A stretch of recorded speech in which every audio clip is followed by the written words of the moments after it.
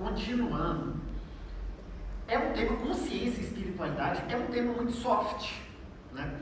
E eu lembro quando eu estagiei em psicologia organizacional lá atrás, uma das coisas que o dono da empresa mais me falava era o seguinte: esse negócio de RH é perfumaria, para não usar outros termos, né, que ele usava lá naquela época. Então eu queria mostrar para vocês uma prova social de que isso não é tão soft assim e que tem um impacto direto no business. Quando eu entrei lá em 2019, eu pensei, ok, como que a gente vai transformar uma coisa tão abstrata, que é, lembra que o desejo da pessoa, do CVP, era expandir, elevar o nível de consciência das pessoas em algo concreto. E tanto para um ser humano, quanto para uma organização mudar, basicamente, na minha concepção, a gente precisa de duas coisas. Uma visão clara e elevada de futuro, eu vou falar mais disso para frente, e a gente precisa de sentimentos nobres. Então, lá atrás, em 2019, a gente fez esse Design Future, que basicamente a gente olhou 40 anos à frente, então a gente olhou para 2040 e deixamos a imaginação livre. Como vai ser o mundo em 2040? Como essa fábrica de Montes Claros, que hoje tem cerca de 1.500, 1.600 pessoas, vai ser, independente da gente estar aqui ou não, considerando as mudanças no mundo atual. E a gente colocou lá atrás coisas do tipo abundância e felicidade como propósito da organização. Veja bem que a gente não falou que é produzir insulina. Porém, a gente também colocou que a gente deveria ter produtividade limitada. A gente também escreveu lá que seria uma organização sem muros, onde se a pessoa estivesse caminhando, ela não saberia onde termina a comunidade e onde começa a fábrica. Seria uma organização aberta. Tudo isso serviu para uma visão clara e elevada de futuro. A gente poderia ter escrito lá, ter a maior lucratividade. Está errado isso? Não.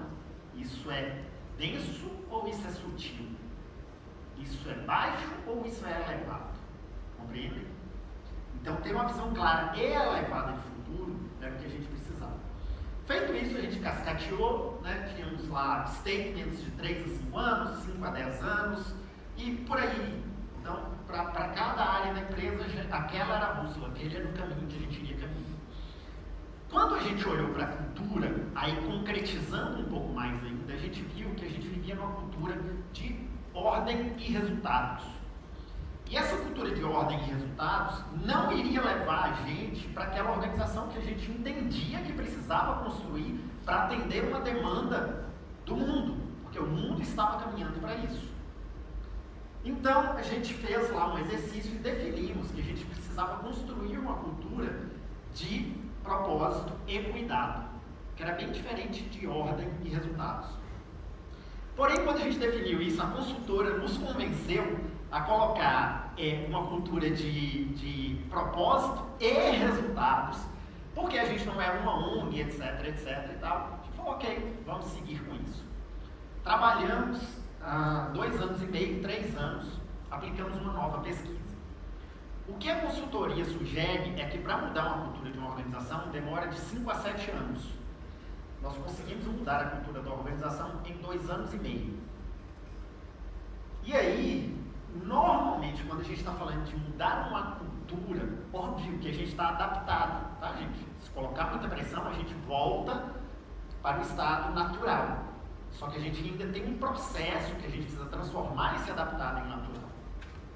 E aí, quando você muda uma cultura, é basicamente mudar a sua forma de fazer alguma coisa. É basicamente dizer, ó, você faz isso hoje, a partir de amanhã você tem que fazer diferente. Você fica feliz ou fica triste?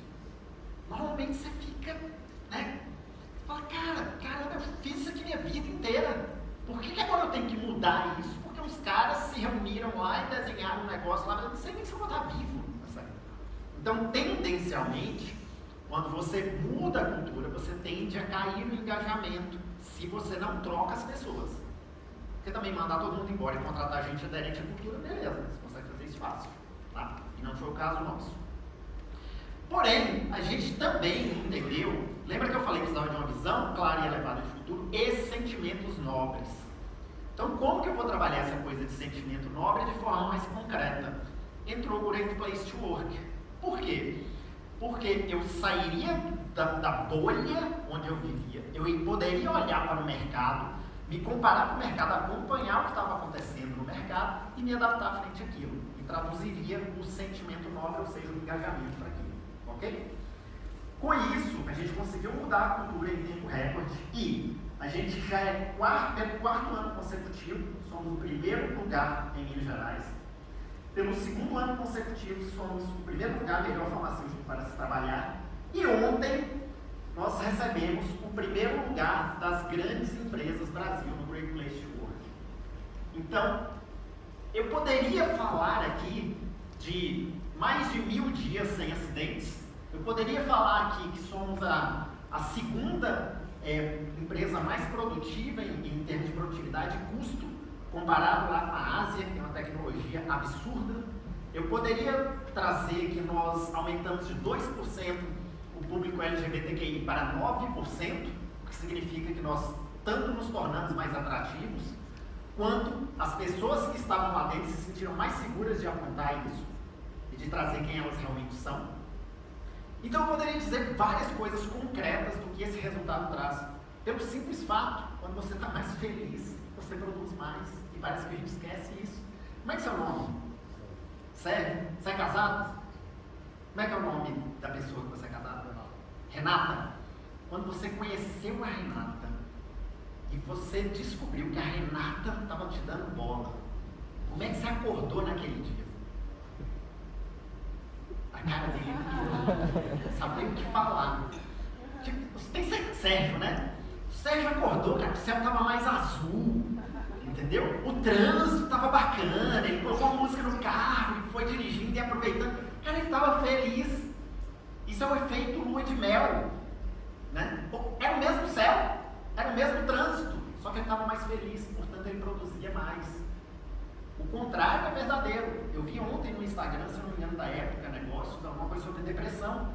E o impacto da depressão no ambiente de trabalho. Como a pessoa fica desmotivada, como ela tem menos energia, como ela produz menos, ela tende a faltar mais, etc. Por que a gente esquece que pessoa feliz produz mais? Por que as pessoas precisam de ter um número lá que vai dizer isso? A gente prova com um número. Tá? Mas deveria ser simples, deveria ser básico para a gente essas questões. Enfim, então temos uma prova social de que isso não é só fluff, não é só coisas que não trazem resultados para a organização. E eu queria dizer para vocês uma coisa. Tudo que eu vou dizer aqui eu não tenho pretensão de dizer verdade, não. Eu tenho pretensão de trazer para vocês um pouco da minha perspectiva, que tem parcialidade nessa minha perspectiva. Tá? Então não existe uma verdade absoluta. Quem quiser te vender isso, desconfie. Porque não existe uma verdade absoluta. E a minha perspectiva vem do quê? Do executivo de recursos humanos, que está ali recebendo o prêmio do primeiro lugar, e vem também num outro extremo de xamã. Eu estou à frente de um centro de espiritualidade e consciência, já passaram mais de 2.000 pessoas lá por esse centro, onde a gente consagra a ayahuasca, que é uma bebida indígena, ancestral, e eu tenho toda essa conexão com a espiritualidade, que não é uma religião, mas é um centro de espiritualidade. E isso faz parte também do meu ser. Talvez no meio disso, profissionalmente falando, você vai encontrar ali o Éden, que é palestrante, que é mentor, que é consultor, que é escritor, e que faz uma integração entre esses dois mundos. Então tudo que eu vou dizer aqui para vocês está baseado deste ponto de vista. Se você mudar um pouco o ponto de vista, talvez você mude a perspectiva, você enxergue algo diferente. Ok? Além disso, eu me permito usar alguns exemplos complexos de forma simples. Para isso eu vou metaforizar algumas teorias que a gente precisaria de anos para estudar, tipo a teoria junguiana, em 2 minutos. Então, não levem a mal, eu me permito metaforizar essas informações, ok? Bom, a gente vem passando uma evolução, né, do que é necessário para as pessoas terem sucesso na organização, do que é necessário para essas organizações sobreviverem. Lá atrás, a gente começou com a história de QI. A pessoa precisava ser inteligente para ela ter sucesso. Só que aí a gente descobriu que tinha gente inteligente que não tinha sucesso. E aí a gente inventou um negócio chamado QE, que é inteligência emocional. Então a pessoa tinha que ter uma certa inteligência emocional para ter sucesso. E aí a gente viu que tinha pessoas que tinham a inteligência emocional, Só que ela não tinha sucesso. E a gente descobriu que tinha um outro negócio, porque o mundo está mudando constantemente. Existia um negócio chamado coeficiente de adaptação, de adaptabilidade. Então, além de ter inteligência, além de ter o controle emocional, o equilíbrio emocional, eu preciso saber me adaptar às mudanças do mundo, porque caso contrário eu caio numa curva de sofrimento da Kubler-Ross, que explica muito bem isso, e eu perco energia nessa interação com o mundo e na reação. E eu entendo que num futuro próximo a gente vai ter um coeficiente de consciência. E a gente vai poder olhar para os executivos, para os líderes e para as organizações e fazer uma análise de qual o nível de consciência que essa organização, que essa pessoa está ancorada, de onde vem a parcialidade dele ou dela no momento que eles fazem uma leitura do ambiente e tomam uma decisão. Hoje já tem escritores, já tem estudiosos trabalhando esse tema, porém eles trabalham muito mais a consciência no sentido de responsabilidade do que a consciência no sentido de amplidão, para olhar para o mundo, ok? Bom, ideias do Éden, tá? Eu acho que é esse caminho que a gente vai seguir, não existe verdade absoluta.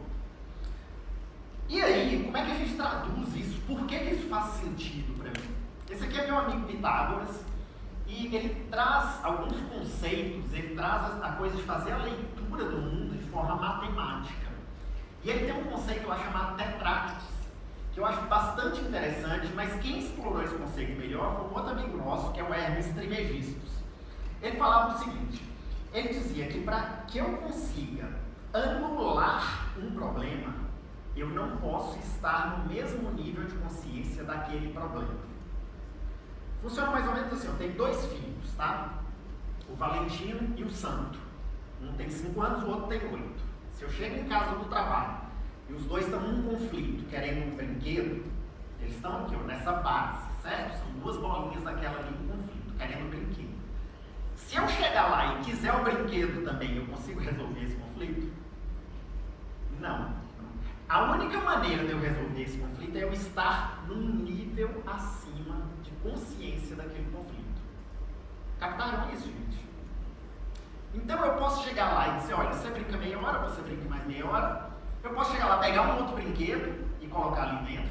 Eu posso chegar lá, pegar eles e falar, oh, gente, vocês viram que a lua tá cheia, vão lá pra fora e vá pra lua. Oh, vocês vão pra lua também, né? Tenho certeza que vocês fazem isso. A gente vai lá pra fora e vá pra lua.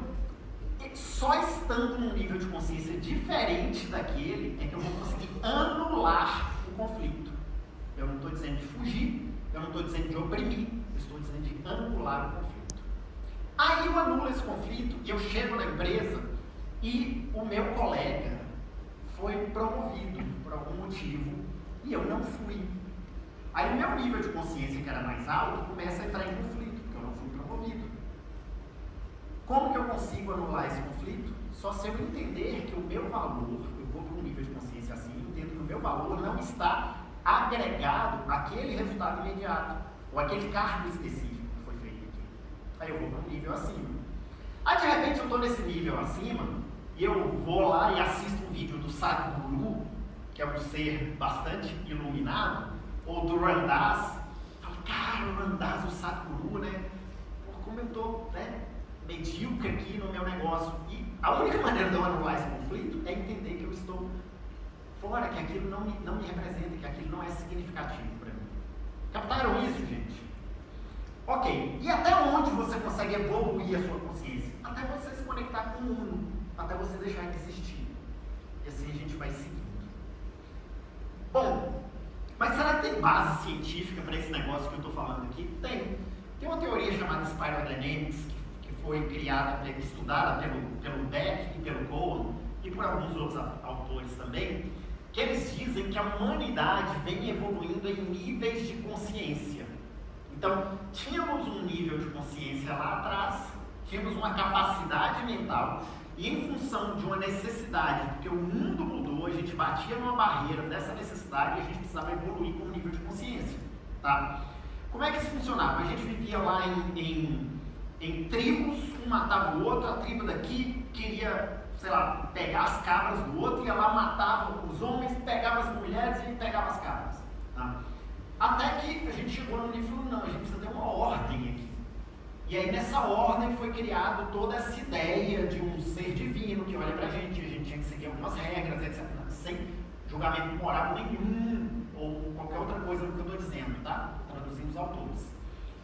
E aí veio se evoluindo, a humanidade começou a formar cidades, etc. A gente veio à Idade Média.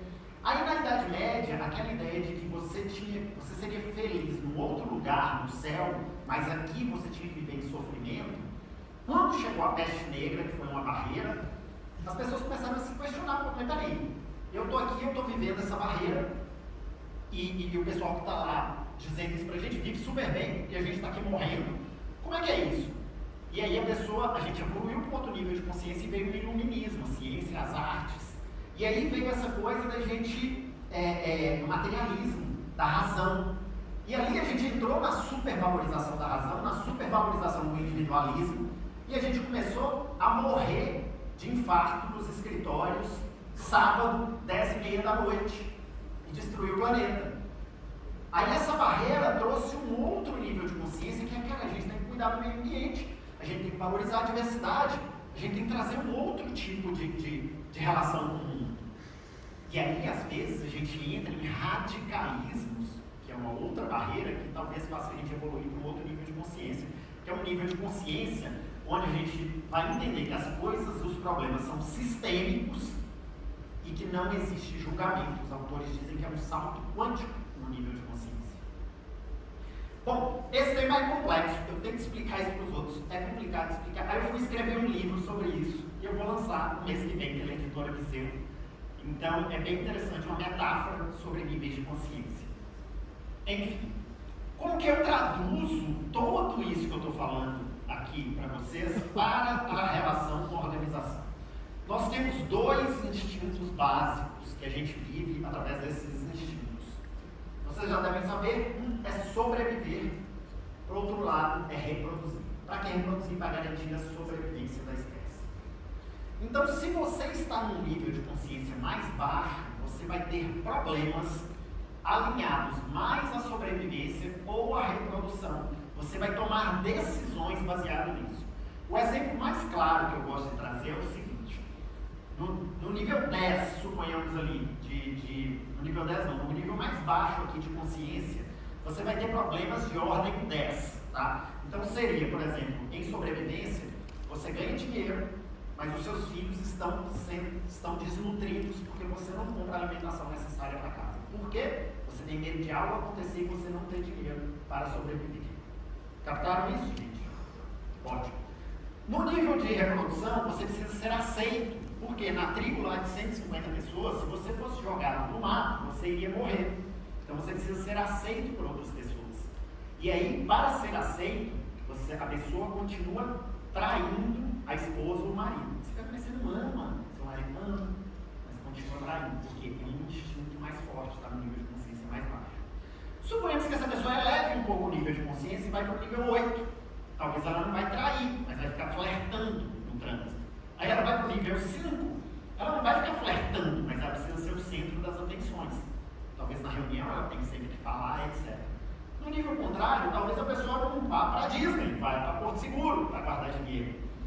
Talvez ela vai ter ações, ela precisa de muita informação para tomar uma decisão. Eu sei que na empresa de vocês não existem pessoas assim, né? Que sempre pedem mais uma informação, mais uma informação, mais uma informação para tomar uma decisão. Mas acreditem, no mundo aí fora existe esse tipo de pessoa. E você vai evoluindo até o quê? Até você se conectar com algo que é maior do que o ego. Você sai do seu eu biológico e se conecta com o seu eu autêntico ou o seu eu original. E ali até onde você evolui, de novo, até se você se conectar com o mundo, você dê o nome que você quiser para esse mundo. Bom, tem outro autor também, que é o David Hawkins, que ele diz o seguinte, que dependendo do nível de consciência que você está, você vibra numa determinada frequência. Isso impacta no seu corpo, tem um impacto biológico no seu corpo e tem um impacto no ambiente que te rodeia, porque é uma frequência que impacta no ambiente. Eu estou aqui falando, essa frequência está indo até vocês.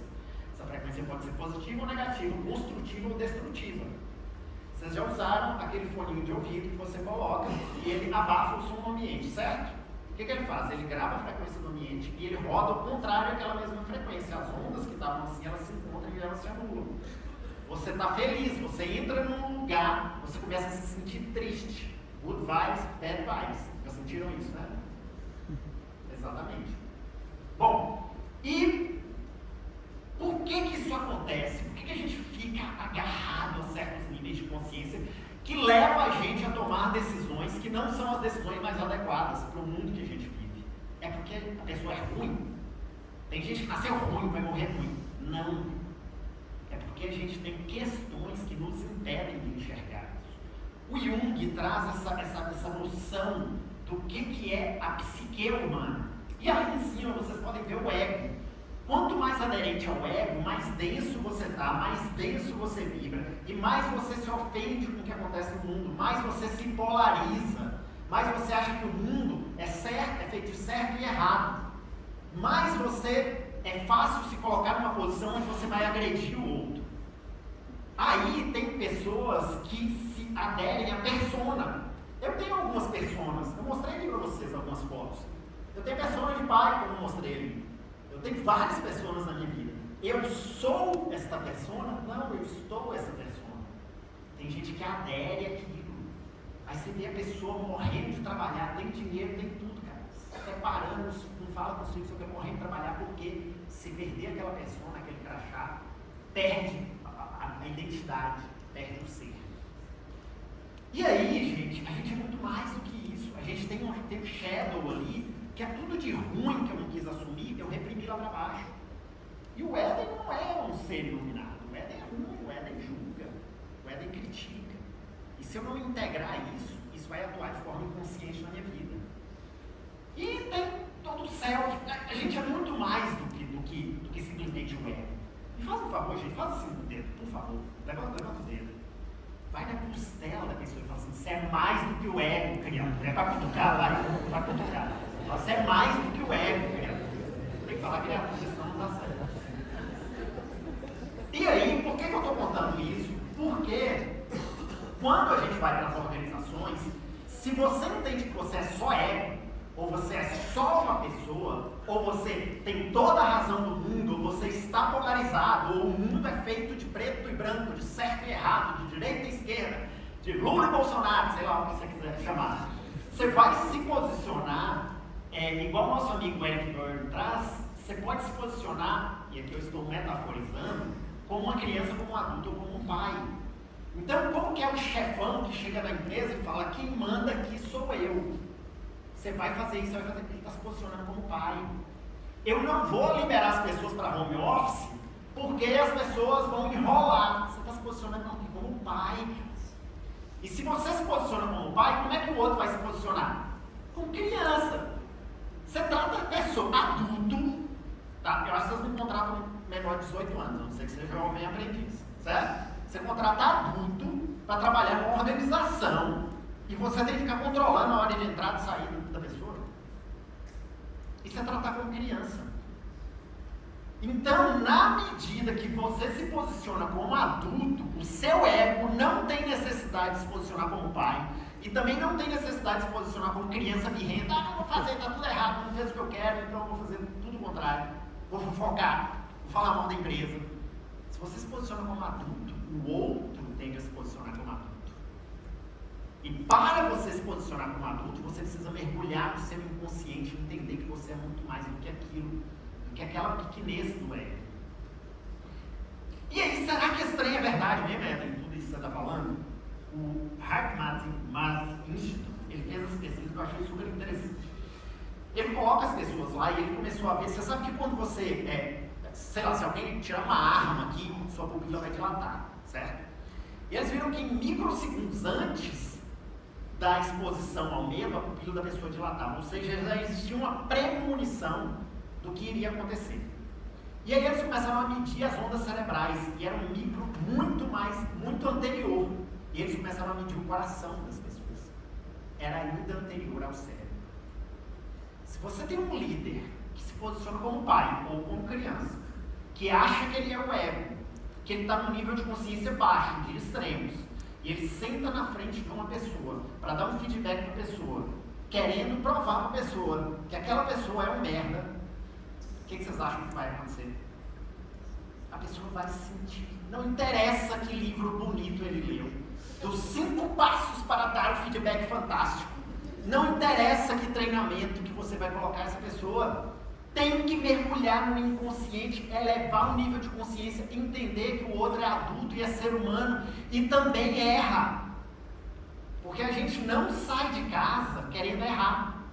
A gente sai de casa querendo acertar, mas a gente erra por quê? Cara, vou contar um segredo pra vocês. A gente não é máquina, não. A gente é ser humano.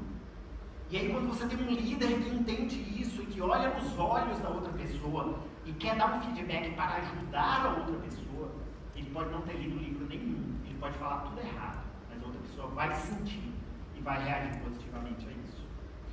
E onde que a gente entra, como recursos humanos? A gente entra fazendo o nosso trabalho interno, a nossa revolução interna. Porque essa onda que está ao redor da gente, ela impacta nas outras pessoas. E essa onda vai te conectar com pessoas que estão aderentes à sua onda, é uma frequência. É como se fosse um rádio que você pode trocar de frequência. E se você fizer o seu trabalho interno, você tem um trabalho muito difícil, que é olhar nos olhos do seu vice-presidente, talvez, e falar com ele e trazer essas informações. E ajudar essa pessoa a mergulhar no inconsciente dele, para que ele possa vibrar numa frequência mais elevada. E se esse vice-presidente vibrar numa frequência mais elevada, você tem a porta aberta e o caminho aberto para ir lá e ajudar essa organização a vibrar numa frequência diferente. E se essa organização vibrar numa frequência diferente, você talvez vai impactar uma comunidade que vai vibrar numa frequência diferente e talvez um mundo numa frequência diferente. E talvez a gente possa sair de um mundo de medo para um mundo de amor e trazer mais resultados, por mais soft que isso possa parecer. Gratidão. Se alguém tiver alguma pergunta,